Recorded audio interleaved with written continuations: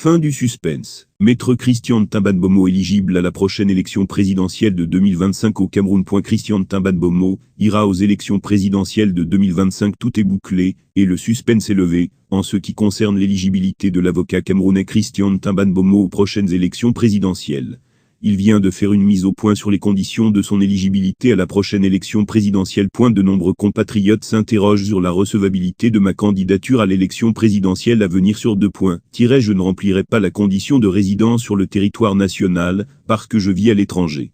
Ma candidature indépendante nécessitera l'obtention des 300 signatures à cet effet. Je voudrais apporter les précisions suivantes. 2 points I sur la condition de résidence continue de 12 mois consécutifs avant l'élection sur le territoire camerounais. Article 117 du Code électoral exige que le candidat à l'élection présidentielle ait eu à résider sur le territoire 12 mois consécutifs avant l'élection. 1. Vous convenez que pour une élection qui se déroulera légalement en octobre 2025, il me suffira de résider au Cameroun à partir de septembre 2024. Pour effectuer les 12 mois prévus. Aucune difficulté à ce niveau-là. Mais par contre, j'entends attaquer devant le Conseil constitutionnel, par respect du droit, cette condition discriminante de résidence contraire à notre constitution, et imposée aux seuls Camerounais résidant à l'étranger, alors qu'ils jouissent comme de leurs compatriotes vivant sur le territoire des mêmes droits civiques et politiques. Il ne s'agira pas d'une action visant à amener le Conseil constitutionnel à contrôler la constitutionnalité d'une loi, une procédure prévue pour sanctionner une loi qui viole la Constitution, avant sa promulgation, mais plutôt d'une action aux fins de voir déclarer, comme devant toute autre juridiction, l'inopposabilité d'une norme inférieure ayant violé une disposition qui lui est supérieure. 2. En cas d'élection anticipée, il n'y aura plus d'exigence de respect de la condition de résidence, étant entendu que du fait de son anticipation, elle rend de facto injustifié le respect des délais de résidence de 12 mois consécutifs,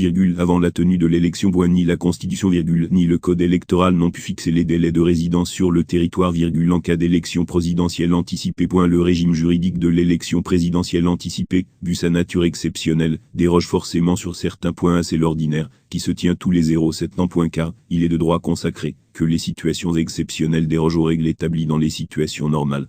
Elles écartent le respect de la légalité ordinaire. Par exemple, en cas d'élection anticipée, il sera impossible de respecter l'article 126 du Code électoral, qui donne 60 jours à Elgam, pour publier la liste des candidats. Elgam pourrait, dès lors, publier les listes dans des délais plus brefs, parce qu'il s'agit de circonstances exceptionnelles. Le principe dérogatoire à l'application de la norme ordinaire en cas de circonstances exceptionnelles est consacré par un célèbre arrêt du Conseil d'État français, Damdol, et le rang du 28 février 1919, toujours en vigueur au Cameroun. Par que n'ayant pas encore fait l'objet d'un revirement jurisprudentiel, les circonstances exceptionnelles permettent, sous le contrôle du juge, lorsque les événements l'exigent, et pour assurer la continuité des services publics, à l'administration de ne pas respecter la légalité ordinaire. 2. Sur la condition de l'obtention des 300 signatures pour une candidature